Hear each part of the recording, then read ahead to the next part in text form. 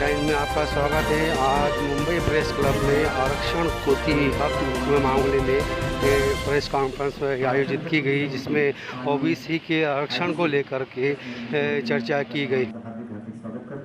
ये कानूनी लड़ाई है, अदालत में चल रही है और सरकार जितनी तैयारी करके अदालत के सामने अपना पक्ष रखना चाहिए उसमें कमजोर पड़ रही है।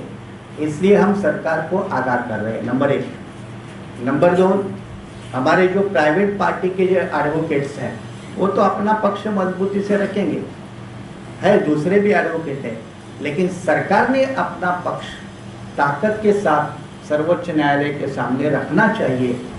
ये आज के प्रेस कॉन्फ्रेंस के माध्यम से हम आगाह कर रहे हैं, जिसका जिक्र हमारे साथी ने अभी किया कि डेटा 14 तारीख को अगर महाराष्ट्र के जो भी काउंसिल है तो कहते कि हम डेटा समक्ष सादर करेंगे, तो ये अच्छी बात है, लेकिन इन्होंने बताया कि 13 तारीख को मीटिंग रखी है। अब 13 तारीख तक डेटा इकट्ठा करने का काम शुरू हो तो 14 तारीख को क्या पैरवी करेंगे। मैं ये भी नहीं मानता कि वो 14 तारीख को ही महाराष्ट्र की आर्ग्यूमेंट होगी, ये भी नहीं हो सकता क्योंकि कई सारे दूसरे काउंसिल है।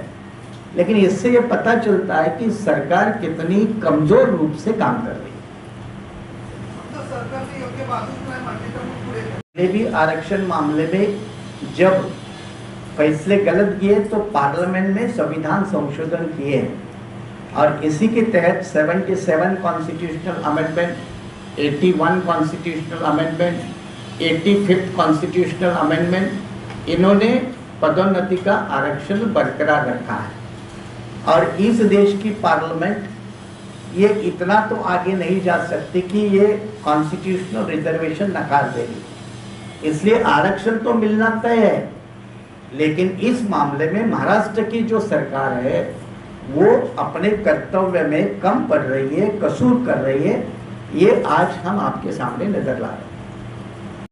मग ती वेळ SC/STवर आणि DT/NTवर आणायची राज्य सरकारची भूमिका आहे का, हे आम्हाला विचारायचं आहे। ते आम्ही हे सांगण्यासाठी इथं आलो आहे की राज्य सरकारला जर खरंच मागासवर्गीयांची कणव असेल, मागासवर्गीयांच्यासाठी पुरोगामी लोकशाही आघाडीचं तुमचं सरकार म्हणता, पुरोगामी विचारांचं सरकार म्हणता, तर ही बाजू सर्वोच्च न्यायालयात आलेली आहे। हे सरकार मागासवर्गाच्या विरोधात आहे, कुठलंही आरक्षण यांना द्यायचं नाही आहे, उलट सगळे आरक्षण बंद करण्याचं कट कारस्थान या सरकारमध्ये चालू आहे आणि संविधानाची पायमल्ली होत आहे, एवढंच मला म्हणायचं। आज महाराष्ट्र में आरक्षण हक कृति समिति इनकी ओर से प्रेस क्लब में महाराष्ट्र सरकार की अनुसूचित जाति जनजाति DT/NT, VJ/NT, SBC इनका जो संवैधानिक आरक्षण पदोन्नति का मामला है, उस पदोन्नति आरक्षण को सुरक्षित रखने में पूर्व फडणवीस सरकार और वर्तमान आघाड़ी सरकार ये दोनों फेल हो चुकी है, इनका अपयश है। और ये मामला कोर्ट में होने के कारण कोर्ट के डायरेक्शन के मुताबिक जो क्वांटिफाइड डेटा देना चाहिए उस देने में सरकार अभी तक असमर्थ साबित हो चुकी है। कमेटियां बनाती है लेकिन डेटा नहीं आता, सरकार की तरफ से कोई काम नहीं होता। इसलिए अगली सुनवाई 5 अक्टूबर को सर्वोच्च न्यायालय के सामने है। इसीलिए सरकार ने क्वांटिफाइड डेटा पदोन्नति के आरक्षण को लेकर न्यायालय के सामने रखना चाहिए, ये सरकार को आगाह करने के लिए चेतावनी के रूप में आज की ये प्रेस कॉन्फ्रेंस है। ओबीसी को हमेशा कहीं ना कहीं मतलब मोर्चा हमेशा निकालना पड़ रहा है, ऐसा क्यों हो रहा है कि आप लोग की मांगे पूरी नहीं हो पा रही है? कोई भी सरकार हो महाराष्ट्र में, चाहे मामला ओबीसी आरक्षण का हो या अनुसूचित जाति जनजाति का हो या अन्य किसी वर्ग का हो, ये सरकारें आजकल गंभीर नहीं है। संवैधानिक और कानूनी आरक्षण की हिफाजत करने में ये सरकारें फेल की होती है क्योंकि इनकी नीयत में खोट है। ना इनकी नीति ठीक है, ना इनकी नीयत ठीक है, और जिनकी नीति और नीयत में खोट है वो संविधान के साथ काम नहीं कर सकते, ये स्पष्ट रूप से हम बताते हैं। पूरे देश में रिजर्वेशन चालू है, केवल महाराष्ट्र में रिजर्वेशन इन प्रमोशन बंद हो चुका है। वैसे ही अभी जो ओबीसी का रिजर्वेशन था वो भी महाराष्ट्र में पहली बार बंद हुआ है। इसका मतलब यह है कि जो पुरोगामी महाराष्ट्र, प्रोग्रेसिव महाराष्ट्र था, वो प्रतिगामी बन गया है। और ये जो सरकार है ये ज़्यादा दिन हमारे ऊपर अन्याय नहीं कर सकती।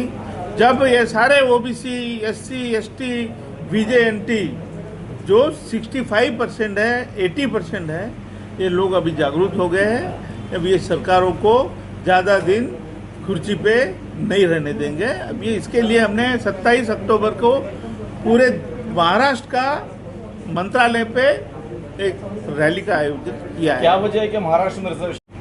जैसे हमारे वकील साहब ने कहा कि इनकी मंशा नहीं है देने की, ये धीरे धीरे बीजेपी जो कर रही थी वो ठीक है, हमने समझ लिया कि वो बीजेपी थी, वो आरएसएस था। लेकिन ये जहाँ पुरोगामी महाराष्ट्र, जहाँ कांग्रेस, राष्ट्रवादी जिनको हम लोग वोट देते हैं, वही लोग हमारा आरक्षण छीन रहे हैं। ये इसके लिए हम बड़ा आंदोलन करेंगे और इनको हमारे घर के सामने वोट मांगने के लिए नहीं आने देंगे। तो सर ये आंदोलन क्या हमने ये महाराष्ट्र यहीं रहेगा आजाद मैदान में। Thank you.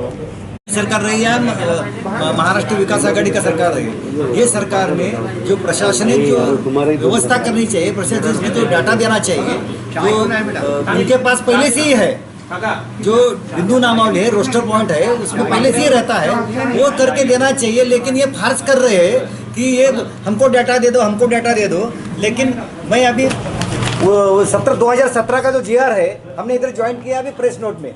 ये जो 21 सितंबर 2017 का जीआर है, उसमें लिखा है कि ये डाटा वकील नियमने का है। वकील का नियुक्ति कोई नहीं, खाली अभी पटवाले सर को नियुक्त किया है।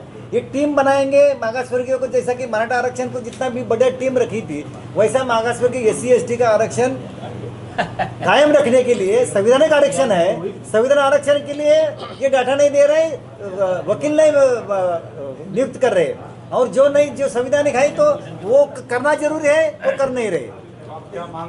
ये हम मांग करते कि ये करने के लिए तुरंत प्रावधान से 3 ज्येष्ठ वकील का होना जरूरी है। और दूसरी बात है कि एससी एसटी के लिए क्या प्रावधान आपने लिखा है, क्या काउंटेबल डाटा जो है वो तो सबमिट करो। खाली फार्स कर रही है कि हम मांग रहे हैं हर एक डिपार्टमेंट को। अभी 72 आवर्स में एसबीसी का आरक्षण देने के लिए बीजेपी सरकार ने, हमारे केंद्र के सरकार ने उनको आरक्षण 10% आरक्षण दे दिया। लेकिन हमारा जो आरक्षण है वो आरक्षण देने के लिए, जो चालू करने के लिए जो करना चाहिए वो सरकार कर नहीं रही है। और बात बता दी कि हम पुरोगामी सरकार है, बाबा साहब और भगवान महात्मा फुले और शिवाजी महाराज, शाहू महाराज, इनके विचारधारा पर चल रहे हैं, लेकिन इनके जनता को ये तोड़ रहे हैं।